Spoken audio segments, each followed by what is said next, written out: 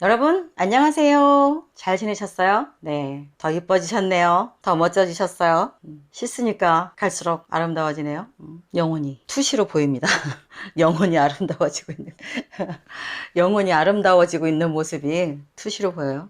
알죠? 우리 시인들은 어디까지 본다? 우주까지 보는 거. 어디까지 본다? 현미경수까지 보는 거. 창조주니까요.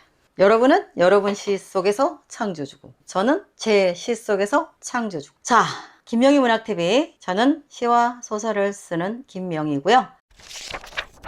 오늘은 제 4부 7강 산문과 산문시의 구별법은 무엇일까요?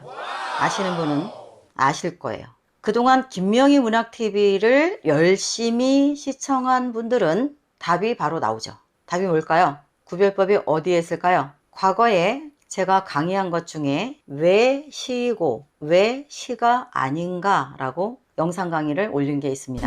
이 강의 끝나면 그것도 한번 여러분이 들어보시면 좋을 것 같아요. 요즘에 갈수록 산문시가 굉장히 많이 쏟아져 나오고 있습니다. 그런데 간혹 질문을 해요. 어떤 게 산문시인지 어떤 게 산문인지 분간이 안 갑니다. 그래요. 그런데 자, 우리가 간단하게 기본적으로 보면 되겠죠. 기본. 우리가 시라고 이야기하는 것과 산문이라고 이야기하는 것의 차이가 어느 기준이 있으니까 우리가 구별을 하지 않을까요? 그죠?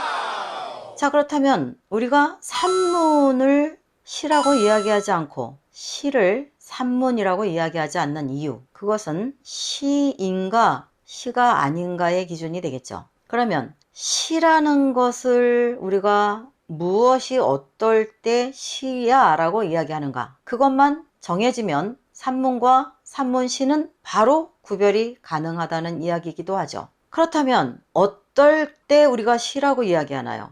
두 가지로 한번 볼게요. 첫 번째, 여러분이 그 어떤 경우에 시라고 정의를 내리는지에 대한 답을 정확히 모르더라도 여러분이 일상 속에서 누군가가 꽤 멋진 말을 하는데 그 말이 다양한 비유적인 의미가 담겨 있다면 우리는 뭐라고 이야기하나요? 오, 시인 같아, 시적이야, 이렇게 이야기하잖아요. 그죠?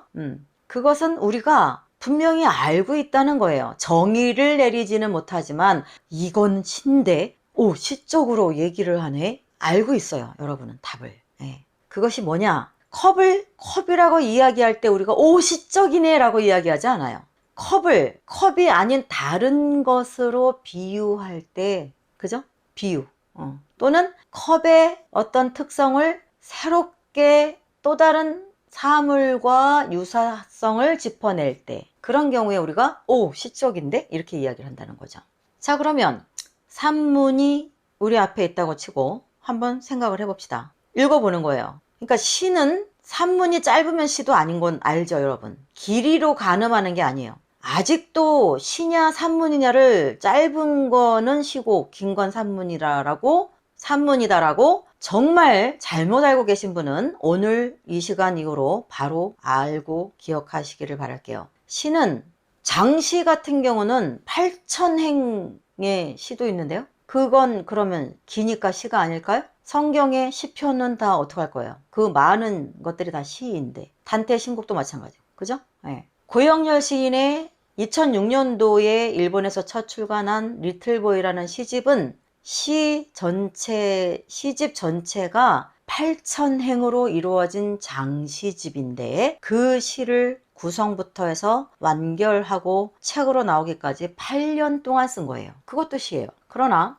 3줄, 5줄처럼 짧아도 그것은 시다, 산문이다 라고 정의를 내리는 기준이 정확히 있습니다. 무엇냐? 3줄이다 하더라도 시적인 장치가 안 들어가 있는 것이 없으면 그것은 시가 아니에요. 그러나 반대로 단행본 한 권 분량일지라도 그것이 시적으로 다분한 특성을 충분히 포함하고 있다면 그건 시죠. 그러면 산문과 산문시의 구별법이 정확히 나왔네요. 그러면 시적인 장치가 많이 들어가 있으면 그것은 산문시일 테고, 일반화된 문장이 많이 있으면 그것은 산문이라고 봐야 되겠죠. 그런데 여기에서 또 하나를 여러분이 알고 접근하면 좋아요. 뭐냐면 일반적인 산문의 직유법, 무엇뭐처럼, 인듯, 같이, 인양 이런 거 있죠. 직유법은 시적 수사법으로 사실상 최근에는 보지 않습니다. 왜냐? 그건 일반적인 문장에도 너무나 빈번히 쓰이는 하나의 어법이고 문법이고, 또 하나는 처럼, 같이, 인양이라는 것이 만연되어서 우리는 시에 그것이 쓰였을 때 새로워, 헉, 어머 이런 접근법도 있네, 이거 정말 매력 있는데, 이렇게 우리가 생각하기가 어렵습니다. 왜냐? 너무 질리도록 쓰기 때문에. 그래서 사실상